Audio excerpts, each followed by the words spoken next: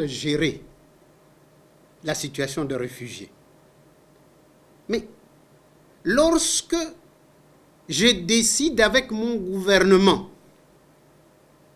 que tous les réfugiés devaient quitter le territoire de mon pays au plus tard le 31 décembre 1995, et que le président Mobutu me dit « ce n'est pas comme ça, prends une position contraire », et je reçois de la communauté internationale le secrétaire général des Nations Unies, Boutros Ghali, le sous-secrétaire d'État américain, George Moose, le directeur pour Afrique, Rochero de la Sabrière, pour me dire, écoutez, non, il faut suivre la voie du président, il ne faut pas vous opposer au président sur ce chapitre.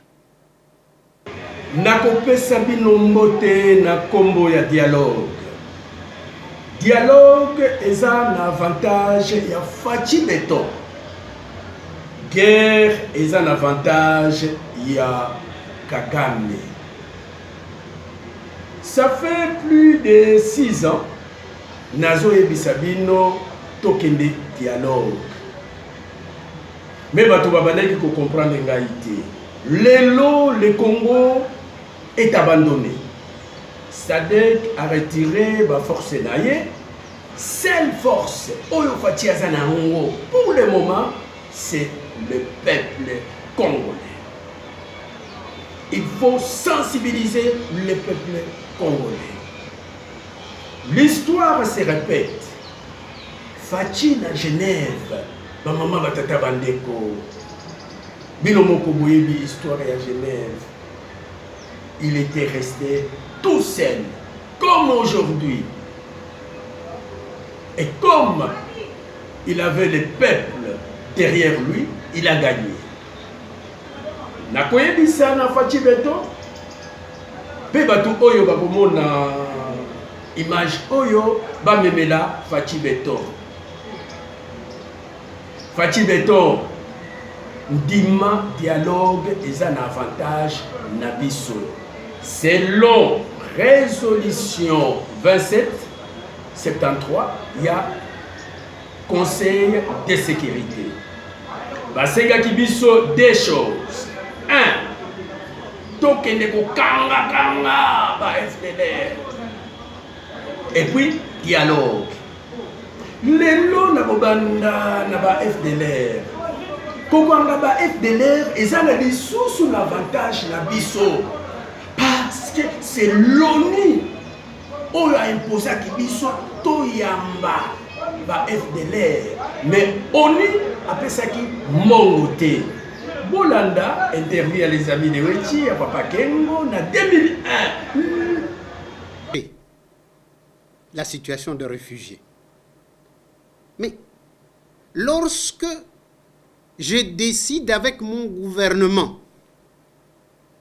que tous les réfugiés devaient quitter le territoire de mon pays au plus tard le 31 décembre 1995 et que le président Mobutu me dit ce n'est pas comme ça, prends une position contraire, et je reçois de la communauté internationale le secrétaire général des Nations Unies, Boutros Ghali, le sous-secrétaire d'État américain, George Moose, le directeur pour Afrique, Rochero de la Sabrière, pour me dire, écoutez, non, il faut suivre la voie du président, il ne faut pas vous opposer au président sur ce chapitre. Alors que toute la population du Kivu avait mobilisé ses moyens de transport pour aider les réfugiés à rentrer. La vérité, c'est que la communauté internationale ne voulait pas, alors que la même communauté internationale, par 2 résolutions du Conseil de sécurité, a voté le déploiement de forces multinationales qui devaient constituer les couloirs de sécurité pour permettre aux réfugiés de rentrer dans leur pays dans la paix et la dignité. Cette même communauté internationale reviendra sans que les résolutions du Conseil de sécurité aient été démenties par d'autres résolutions, qu'on ne déploierait plus parce que le Rwanda venait de bombarder les camps des réfugiés et que tous les réfugiés sont rentrés. Ne sont plus rentrés dans la paix et la dignité. Sont rentrés avec baïonnettes sur leur dos. Non. Le vrai problème se pose en ces termes-ci. Si les réfugiés étaient rentrés dans la paix et la dignité, que le secrétaire général Boutros-Ghali ne cessait de répéter, ils allaient récupérer leurs biens, leurs maisons, et allaient exiger des élections.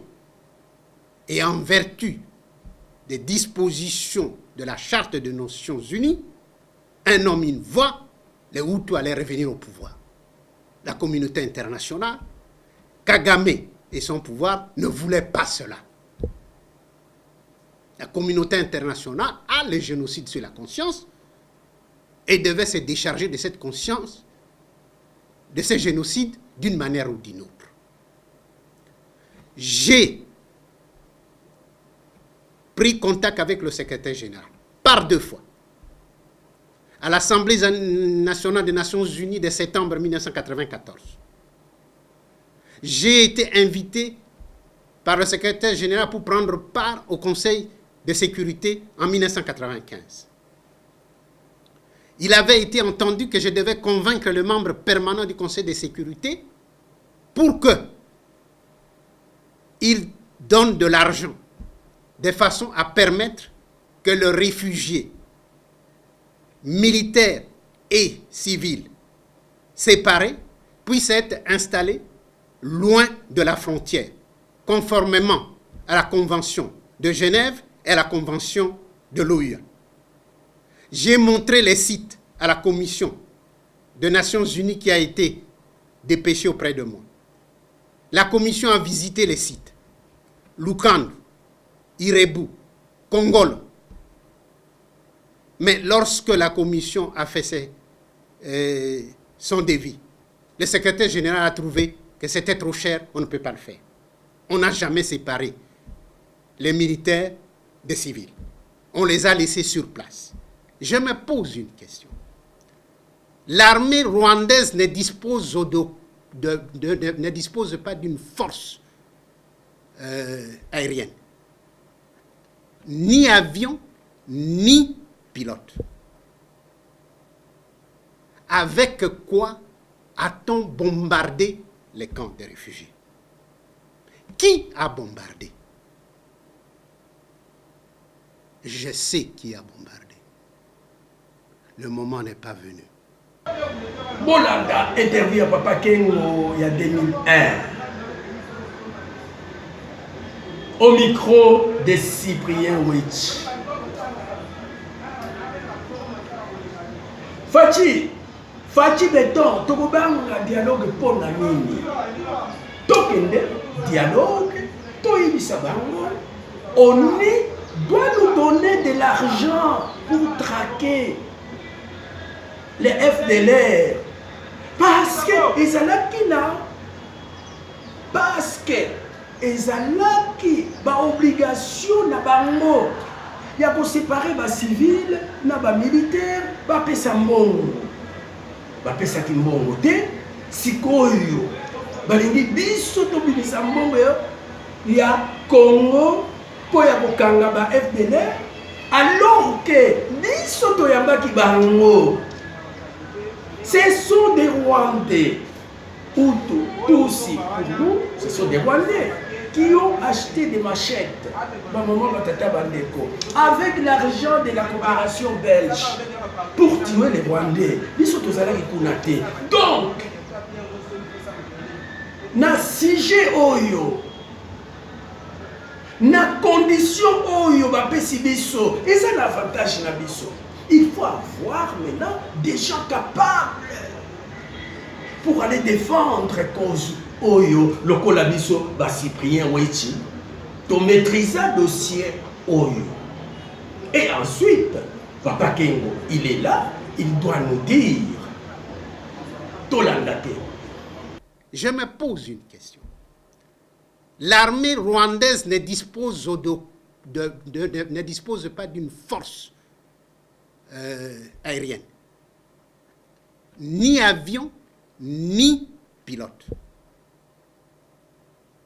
Avec quoi a-t-on bombardé les camps des réfugiés? Qui a bombardé? Je sais qui a bombardé. Le moment n'est pas venu. Papa Kingo doit nous dire qui a bombardé les camps des réfugiés. Donc, condition oyo est un avantage na biso. Pour nani ni tokoboya kokende dialogue pour nani.